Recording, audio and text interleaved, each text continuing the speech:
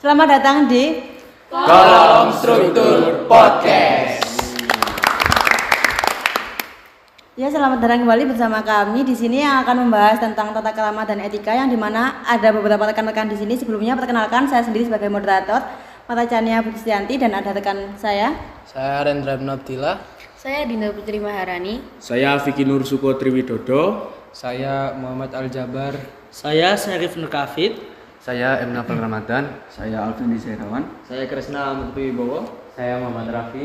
Saya Elisa Stefani Simanjuntak. Saya Siti Fauzia. Ya, seperti yang saya bahas tadi, kita di sini akan membahas dan mendiskusikan tentang apa itu tata krama dan etika. Ya, di sini saya akan mengulik menurut pendapat pribadi dari rekan-rekan semua tentang yang pertama, yaitu pengertian tentang etika. Mungkin ada yang mengetahui apa saja pengertian dari etika tersebut. Ada yang bisa mengemukakan pendapatnya? Menurut saya, etika sendiri terdiri dari tingkah laku, kesopanan, dan norma. Norma sendiri memiliki aturan yang berada pada suatu kelompok masyarakat. Menurut saya, etika sendiri harus ditekankan kepada orang yang lebih tua. Kita harus beretika kepada orang yang lebih tua, siapapun yang kita lewati, maupun di lingkungan sekitar kita maupun dimanapun. Kalau menurut saya sendiri sih, etika tuh nggak cuma buat orang yang lebih tua ya, tapi buat semua orang, yang muda, yang tua ataupun seumuran gitu. Nah, terus etika itu kan juga sifatnya universal, yang berasal dari pikiran kita sendiri. Jadi bisa berubah sewaktu-waktu lah. Dan karena itu etika tuh bisa punya kekurangan ataupun kelebihannya. Dari saya sendiri, menurut Siti Fauzia tadi kan ada 3, yaitu ada tingkah laku, kesopanan, dan juga norma. Dari saya mungkin dari tingkah laku sendiri, yaitu tentang bagaimana cara orang merespon terhadap orang lain dengan mungkin menundukkan kepala, atau bagaimana dengan tingkah laku itu sendiri mungkin bisa mencerminkan etika dari seseorang tersebut. Gitu ya. Kalau aku tadi kan ada juga kan kesopanan. Kalau bagi aku kesopanan itu sama kayak sopan santun ya. Itu tuh dari memang sikap kita, sifat dari diri kita. Kayak yang dibilang tadi kan, bukan hanya sama orang yang lebih tua, sama orang yang sebaik kita, di bawah kita. Kayak mana cara memperlakukan orang itu menggunakan sopan santun, menggunakan sikap dan sifat kita yang baik, ramah, dan menghargai. Itu menurut aku. Ya, dari pendapat dari Siti Fauzia, terus dari rekan semua juga. Jadi etika itu memiliki pengertian yang sangat luas ya. Dan di sini untuk manusia sendiri memiliki sifat etika itu memiliki beberapa contoh yang harus ditetapkan dalam kehidupan, bukannya begitu? Nah, sebaiknya gimana kalau semuanya kita akan bahas lagi nih lebih dalam. Seumpama kita akan bahas tentang contoh-contoh sendiri dari etika lebih spesifik lagi. Bisa mungkin ada yang mengetahui atau yang akan mengungkapkan pendapat yang menurut pribadi masing-masing.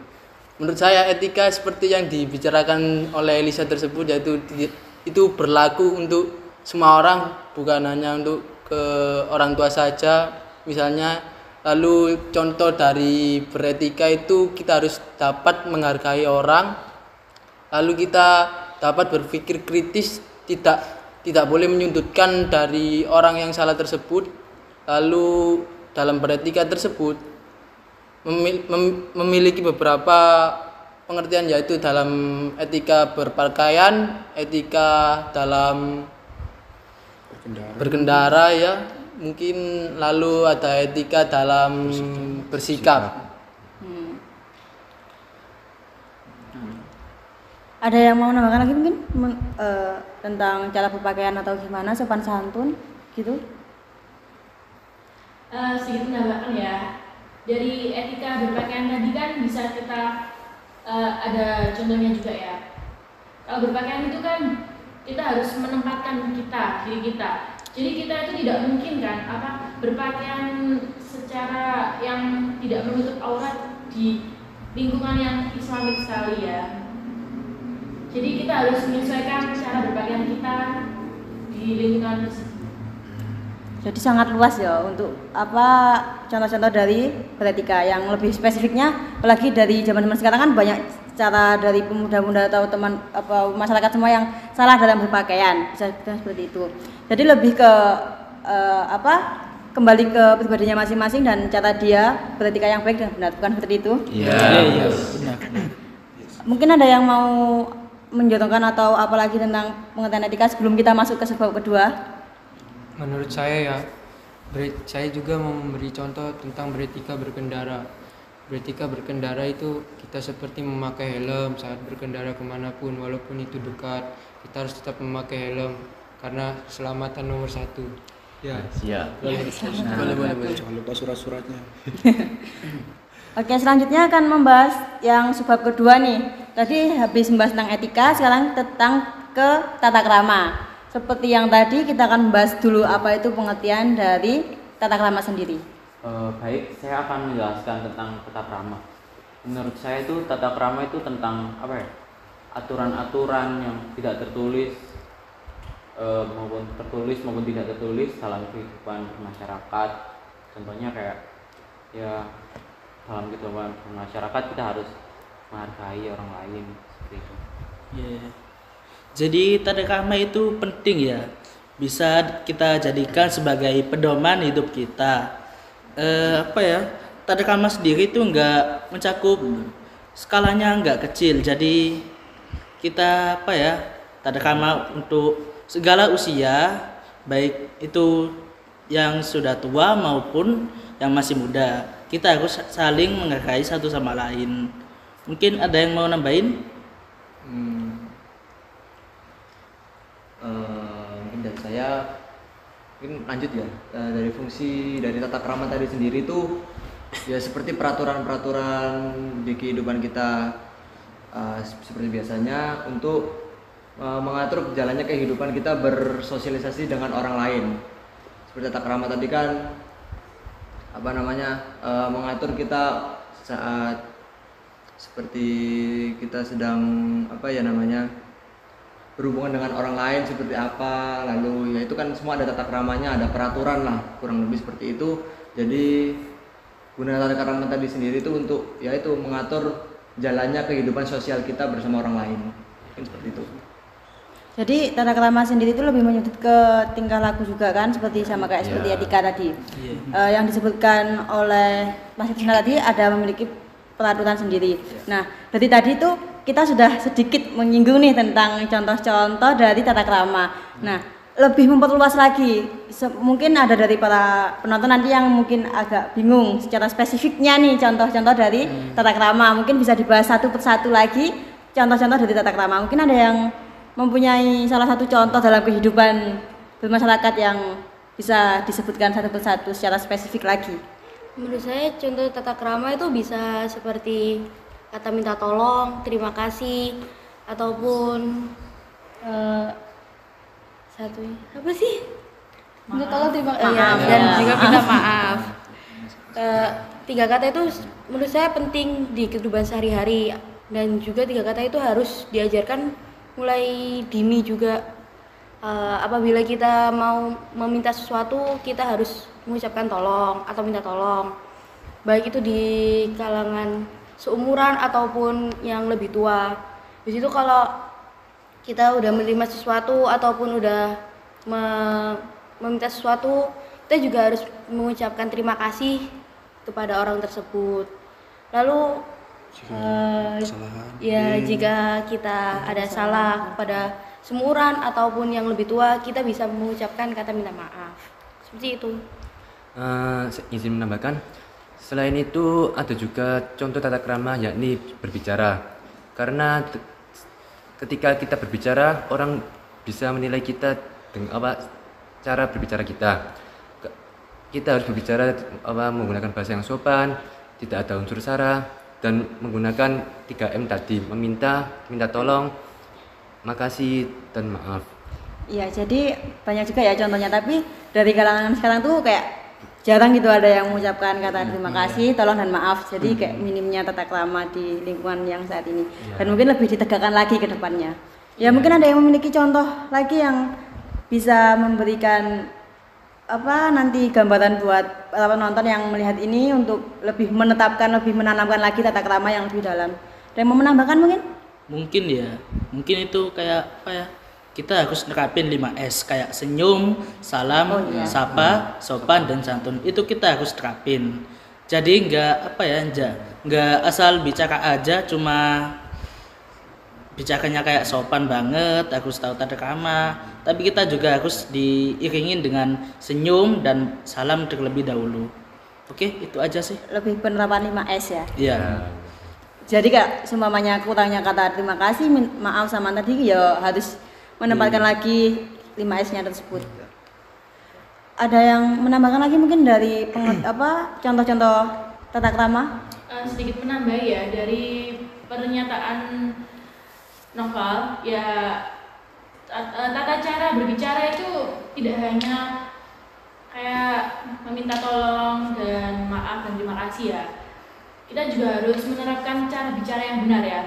Dengan cara kita tuh simpelnya aja kayak nada. Dari nada sendiri kan kita harus tahu ya kayak tinggi rendahnya nada kita. Karena kalau tinggi nada kita saat kita berbicara itu juga bisa menyinggung seseorang. Jadi kita harus menerapkan nadanya sendiri itu dengan benar. Ya, dilihat juga dari banyaknya sekarang kayak penempatan anak kecil yang kurang intonasinya ke orang tua atau gimana, penerapannya kan kurang tepat ya kalau semuanya kita menggunakan nada tinggi atau gimana, lebih ke penerapan tata krama juga. Iya. Ya, ada lagi yang mau mungkin gimana? Saya mau nambahkan. Jadi kayak tata krama di setiap daerah itu berbeda kayak. Contoh tadi secara berbicara.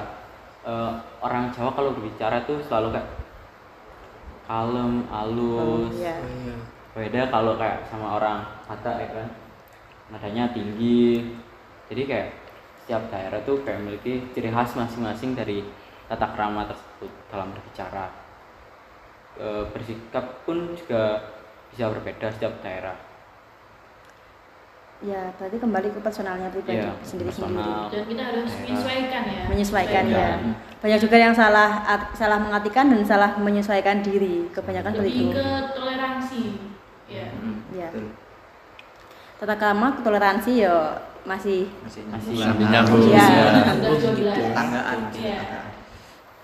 Ada yang mau menambahkan mungkin dari ada yang pendapatnya masih dari tadi belum diungkapkan atau gimana? Bisa nih kita diskusi bareng-bareng atau yang mau diungkapkan gimana? Iya sih, kayak yang kata Raffi tadi kan aku perantau nih kan. Kebetulan suku aku Batak. Kalau orang Batak kan terkenal emang nadanya tinggi-tinggi. Sebenarnya nggak marah, cuman kayak nadanya memang dasarnya tinggi gitu. Aku ngerasa banget kultur shocknya aku nyampe Jawa, semuanya itu kayak kalem-kalem, semuanya tuh pada adem-adem gitu. Terus sunyi gitu kan, mereka jarang ngomong juga. Tapi itu pelajaran bagi aku. Nggak bisa aku samakan cara aku ngomong di rumah sama cara aku ngomong di sini. Itu jadi pelajaran di aku juga.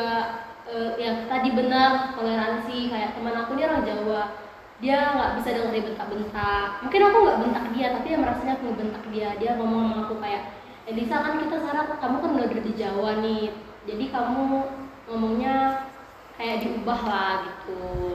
Soalnya nggak semuanya orang kan terbiasa dengan cara ngomong orang Batak, karena ini di Jawa. Itu sih aku belajar kayak mana toleransi juga, lebih menghargai teman aku yang Jawa-Jawa. Oh, secara nggak langsung ini udah memberikan contoh dari tadi yang disebutkan juga dari Siti Fauzia yang menerapkan tentang menempatkan diri kan. Terus tadi juga Kak Elisa juga menyebutkan kalau seumpamanya suku Batak nadanya tinggi atau gimana. Jadi sekaligus nih memberi pelajaran atau memberikan contoh, sekalipun Kak Elisa juga secara nggak langsung memberikan contoh penetapan tata krama yang baik dan benar di lingkungan yang baru. Bukan seperti itu kan? Iya. Ada yang mungkin lagi apa gimana? Kalau saya kan asalnya kan SMP saya pindah dari Nganjuk ke sini. Mungkin kebalikannya dari Elisa ya. Elisa kan dari sana kan tinggi, ke sini kan katanya kalem gitu kan ya. Kalau saya sih kebalikannya, dari Nganjuk kan orangnya kalem, santun, lemah lembut lah. Saya ke sini pindah kaget. Nadanya agak tinggi, cuma bahasa kasarnya itu ada tambahnya gitu loh. Kayak imbuhannya. Iya, Kayak ada ibuan. Verb. Itulah kan jadi kaget ya. Gimana kayak biasanya sopan gitu, santun, kayak lemah lembut, kok kesini kasar begini.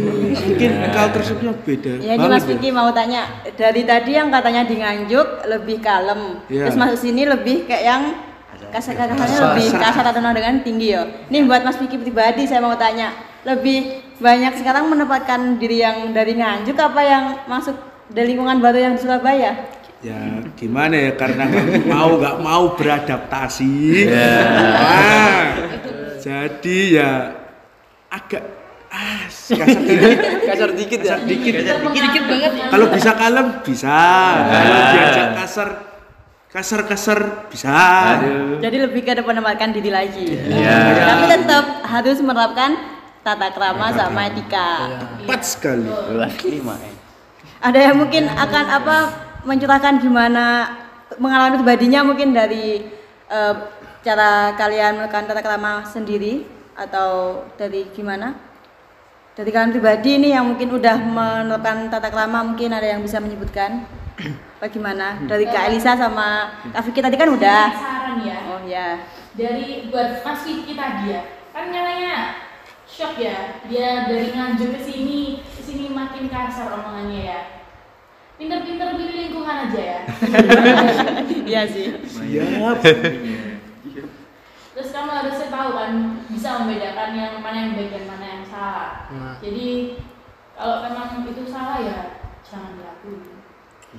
Kembali ke personal pribadi. Iya. Tapi memang pengaruh yang lebih besar tuh lingkungan Kebanyakan.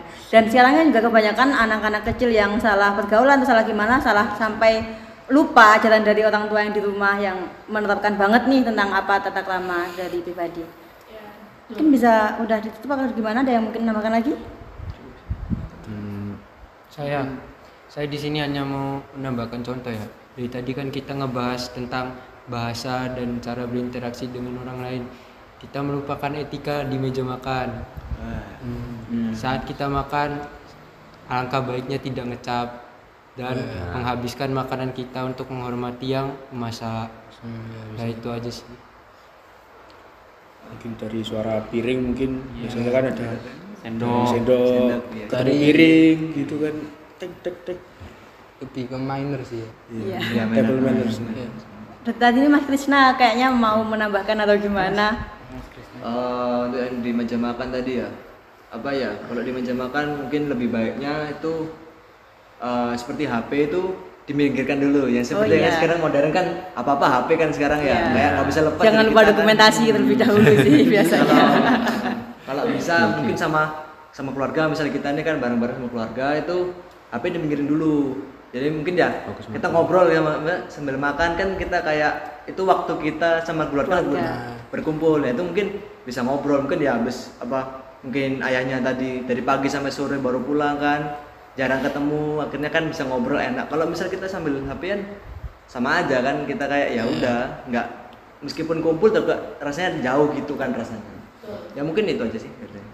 Ya dari mungkin cukup dari waktu juga mungkin dari tadi sudah berbincang sangat banyak. Saya akan menarik kesimpulan dari beberapa rekan tadi yang menyebutkan, dan etika sendiri itu memiliki arti yang sangat mendalam, dan itu lebih ke bagaimana kita memberikan pedoman dalam hidup kita masing-masing, gimana cara kita menyikapi dari tingkah laku kita pribadi, dan menarik banyak banget kesimpulan yang contoh seperti yang mulai dari tata cara berbicara, makan, berpakaian, terus tadi juga dari hal kecil pun yang makan kita sudah kebiasaan lebih fokus ke gadget atau gimana. Mungkin cukup sekian diskusi kita hari ini. Dan apabila ada salah kata dalam pembahasan kita kali ini, saya meminta maaf dan terima kasih yang sudah menonton. Terima kasih buat yang menonton dan sampai jumpa lagi. Wassalamualaikum warahmatullahi wabarakatuh. See you. Kayaknya ikut jadi ngomong wassalamualaikum sih, saya nggak sih?